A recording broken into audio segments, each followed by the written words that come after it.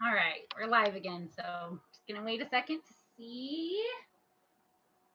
We're putting away the Kuan Yin cards. Just did a Kuan Yin reading and have agreed to go live again to do an explanation for a couple tribe members on the higher self and how to connect with the higher self. Hi, little lioness. I'm so excited that you're here. We're just going to wait a second. I, of course, want to wait until Artemis gets here. And I'm just going to talk in the meantime. How are you doing today? Are you excited to hear about connecting with your higher self? Or I don't know if this is something you already do, maybe.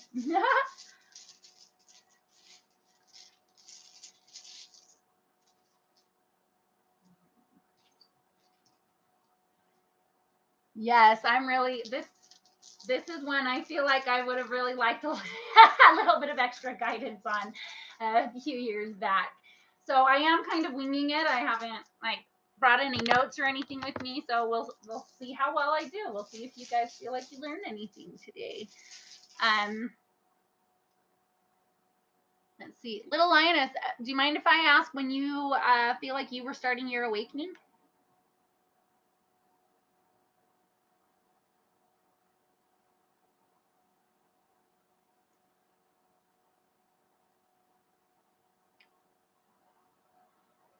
Oh, I'm sending you so much love today, little lioness. Okay, we're gonna really, really help with that today.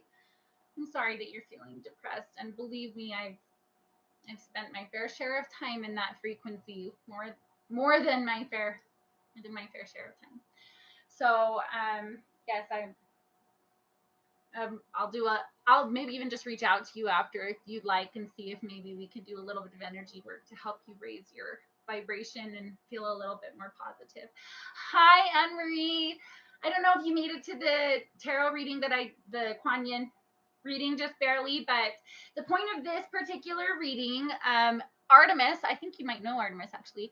Artemis reached out and she wanted to know how to know when her higher self is talking to her versus when it's just the inner chatter inside of her mind. So we're going to spend a little bit of time talking about that because I feel like that was something I really needed some help with too. So I'm going to take off my, you know what, you don't really need a scarf in summer. It's fashion. I love anchors and anyway. So hi, Artemis. Yes, I'm so happy you're here. So now we can finally actually start. So as far as getting in touch with your higher self or hearing your higher self, and how, oh, hi, honey, and how to connect with your own higher guidance, that is really, really integral to becoming a sovereign being and being able to really own your own force field. While also being in the service of others, especially because we realize that there's a certain level of mastery that comes from being able to really own your own force field and also be in service. And to be able to really find your own roadmap for how that will work for you. We're always receiving guidance from our higher self. I mean, ultimately, always we are, but it becomes a whole lot easier once we learn how to interpret that higher guidance.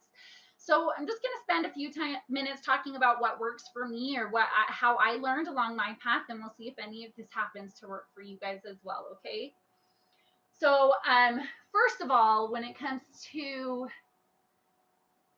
connecting with higher guidance, I definitely started to realize that what I used to consider channeling or what I used to consider connecting with my higher guidance, I needed to be a little bit more flexible on that because the way that Aluna Ash receives higher guidance, or the way that Esther Hicks receives higher guidance, or the way that Jamie Dragosta or Anne-Marie Mill, or the way that any of you receive higher guidance is going to look different than how I receive higher guidance. So once you get it in your head that you're supposed to be channeling the way that somebody else channels, that in and of itself restricts your ability to receive your own higher guidance. You're a little focused on what other people's process is. So for example, you directly asked me, Artemis, how do I know when it's my voice versus, just having inner chatter versus the higher self. Well, for me personally, my higher self doesn't really talk to me audibly. I'm not clairaudible. Many people are. I can tell definitely as my husband is opening up even more to some of his gifts and things that he hears things audibly that's not how my divine receiver, my avatar, my divine radio receiver, it doesn't receive and process and assimilate divine guidance exactly the same way that other people's do. I'm more clairsentient, so I receive an inner knowing, and I'll just understand something, and sometimes it even feels communicative, almost like an actual conversation, and yet it's not a verbal explanation of like sentences in my head. So I had to get really, really clear on what's mine and what belongs to other people. That's part of guarding your force field, which is a different video that I did. And we'll go into that a ton. It's one of the most important things that you can ultimately learn how to do as you're trying to master yourself, master your physical avatar. So for me, I first of all had to realize that synchronicities are guidance. Those are actually direct communication from your higher self. If you start following the synchronicities in your life, you're going to be really interested automatically the other channels that will start opening. You'll start to notice whether you're clairaudient or clairsentient or how you receive that divine guidance. But it's because you're paying attention to the synchronicities that are being laid out before you. Those are in a way a roadmap that you're kind of like bumper pulling between, and you're being wobbled back and forth and attuned by vibrational resonance, harmonic resonance. You're being attuned onto your path. So if you start paying attention to those synchronicities and honoring them for what they are, which is channeling, your higher self, your higher team is sending you information. And the more that you honor that information and pay attention to it, the more it'll happen. Just like a neural pathway getting stronger, you're going to get stronger at receiving that divine guidance. Now, I want to be very clear on the fact that we all have two different minds, maybe more than that, but I'm going to discuss the two specific kinds of minds that we have today. We have a heart's mind and we have a head's mind. Now your head's mind can argue two different sides of an argument, and it can argue them both brilliantly. If you're anything like me, you can have one hell of an argument and you can win both sides, and it is very, very, very frustrating, okay? Your heart, however, can't do that. Your heart only sings when there's truth, your truth being expressed. It doesn't have to be everybody else in the world's truth, but your truth. Your heart will only sing when your truth is being expressed. And it will never lie to you. It will never just sing and vibrate resonantly and create this inner vibration within you. It will never, ever, ever do that if what you are asking it is wrong or bad or negative or not part of your path or whatever. Honor your inner GPS and know that it is perfect. It was designed for you. Yours wasn't designed for me. We might share a lot of similar patterns. Most often, we're probably going to agree on most of the same things because it seems like we probably vibrationally resonate well with each other. But that still doesn't mean that my heart was designed to figure out your truth. You might be able to figure out some of your truths through my experiences, but only because of the aspects of it that will sing to you directly. If your heart sings, that's your truth. And anytime your heart sings, that is direct communication from your higher self. That is not just direct communication from your higher self. That is a moment of actually embodying your higher self. Your heart is singing. It's telling you this aligns with the higher aspect of yourself. Awesome. Way to go. So honor yourself every time you're asking yourself along the path, is this my truth? Is this my process? Is this right for me? If it sings, that is your truth. Honor it. Now understand that they're as above, so below, and we also are both physical and etheric beings. So everything that happens to us etherically is also having some kind of a physical side effect as well. You're having some kind of a physical effect. So when you are, say involved in a argument with someone, we'll use this as an example, and your emotions are really stimulated. You're highly stimulated in some way. Well, when that happens, you have a nerve that goes directly from your heart to your brain. It's called the vagus nerve. Your vagus nerve is the biggest nerve in your entire body, and it feeds oxygen to your brain. Like an instinct. Yes, like an instinct. Your instincts are almost always in some way, shape, or form. Not your fears. Those are the opposite side of the spectrum. Your instincts are almost always in some way, shape, or form your higher self talking to you directly. Sorry, I'll go back to the vagus nerve thing now, though. So the vagus nerve that goes from your heart to your brain feeds oxygen to your brain. Okay? And keep in mind that you've got two different minds. You've got this one that sings truth, only truth. It can only ever sing truth. Even if you don't like that truth, you might not like it a lot of the time. But it will only sing truth, ever. Your head will tell you all sorts of illusionary things because it's based on the coding. We are supercomputers who are being coded all the time. And based on our coding, we react. Hearts respond. Hearts respond to things. They are not reactive. They're not limbic responses that are early evolutionary brain. They're responsive decisions that are made with wisdom and discernment. And when you get too emotionally stimulated, your oxygen flow gets cut off in that vagus nerve, and it literally cuts off your connection from your heart to your brain. They don't communicate anymore. So it is actually, when you're that highly stimulated, it is literally impossible from a physical standpoint for your heart and your brain to connect with one another, for you to get divine guidance.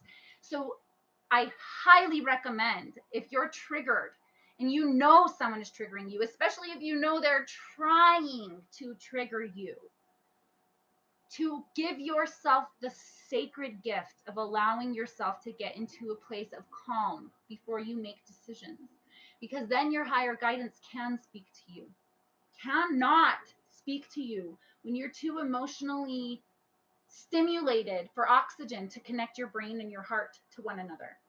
And so it is almost guaranteed that the responses you'll give, even if they luckily end up being the right thing, they won't be the right thing based on responsive discernment and wisdom. They will be the right decision based on fear. They'll be just, you luck into the right decision. You want to make the right decision because you've had the time and the clarity to make a decision with your heart. Because anytime your heart sings, that is your higher guidance. And when you are too emotionally stimulated, too angry, too triggered, too sad, too whatever, to make sure that you are breathing clearly, to come into a pranayama moment and give yourself just a couple minutes to make sure that the connection between your heart and your brain is happening. If you do not ensure that, then you are likely, almost guaranteed, to end up making decisions that are not only not based on your higher self, but they're based in your limbic brain, which is our reptilian mind. That is the least advanced mind. I shouldn't say the least advanced mind we have. That's a little too extreme, but that is definitely not the evolved prefrontal cortex. That is not the part of our minds and bodies that that realize that we are unity consciousness, that we are all connected. It's when you get into that heart space. In the heart space, none of us can forget that we're all intricately connected.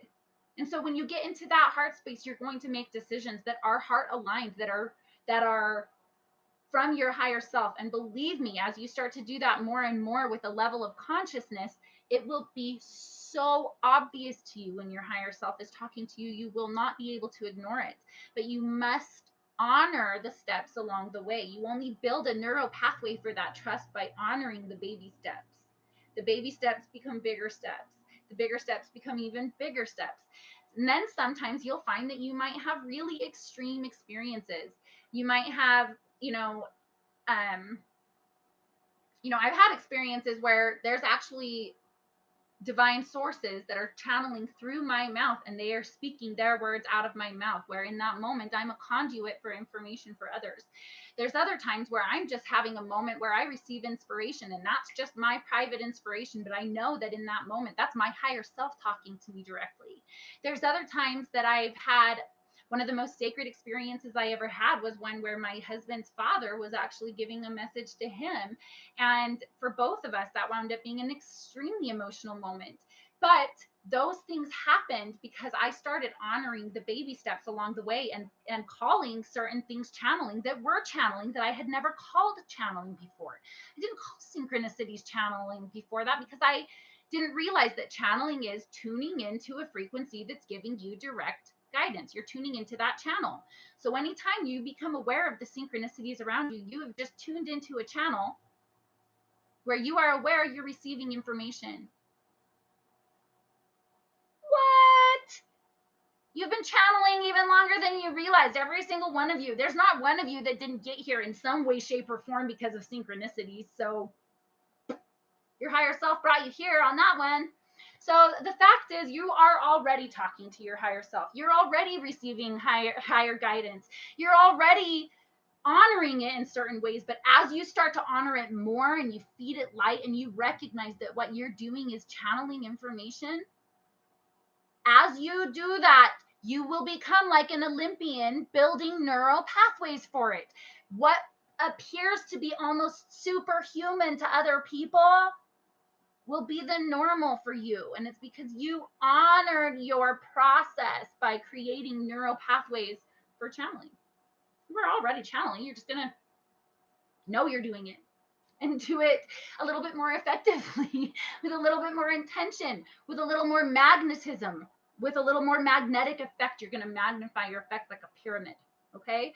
But it only happens by honoring your process. I feel the pain in body parts. Well, if you feel pain in those body parts, it's because right now you're being offered an opportunity to release and purge those pains. So I do recommend, especially with us having such a sacred day with Kuan Yin today, to ask her for her compassion, ask her for mercy today. I was feeling very, very, very drawn to Kuan Yin already recently because I'm missing my friend who passed away. It makes me think of her. And then someone sent me a thing for Kuan Yin today. And then, so this all happened through synchronicities anyway, me deciding to do these two particular readings anyway. So I'm going to ask you, anyone who actually hears this at any point and it vibrates with you, to invite Kuan Yin into your presence and ask her for mercy and grace with whatever it is you're purging. Grace is literally the integration of black and white. Grace is the color gray embodied. It is the integration of everything. It is transmutation. So what I would ask from Kuan Yin is grace in whatever it is you're purging, because I know that everyone on planet Earth right now is purging things. Everyone's feeling the pressure in some way. Some people are having extreme physical things come to the surface. Some people are having extreme financial things coming to the surface. Some people have depression coming to the surface where they didn't even know, like, it's been 10 years since they've had depression and now it's coming up again and they have no idea why. For some people it's emotional, for some people it's physical, but we're all experiencing the purge in some way, shape, or form. So I would definitely ask that you guys invite Kuan Yin and ask not only for guidance as a teacher, but also for her grace in your process of purging, so that you might feel a little bit more compassion with this process. Because if you're anything like me, it's been brutal.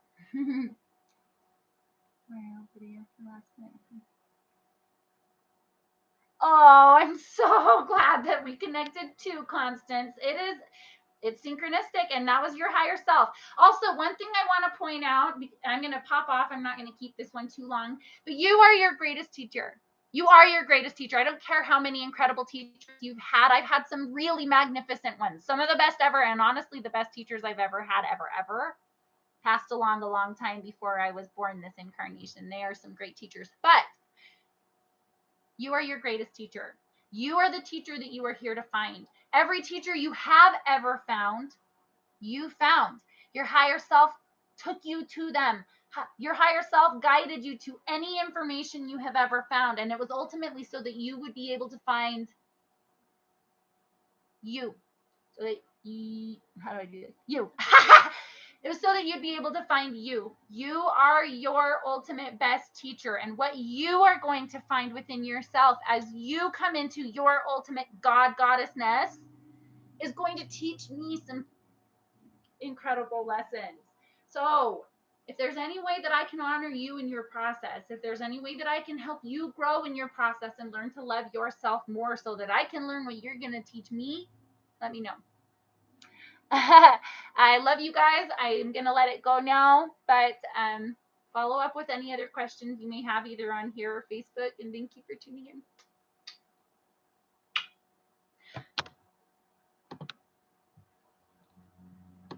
Oh, I should add, if you are in a position you're able to donate at all, I will add a PayPal link. If you can't, that's fine. But if you are in a position you're able to donate at all, it'd be deeply appreciated.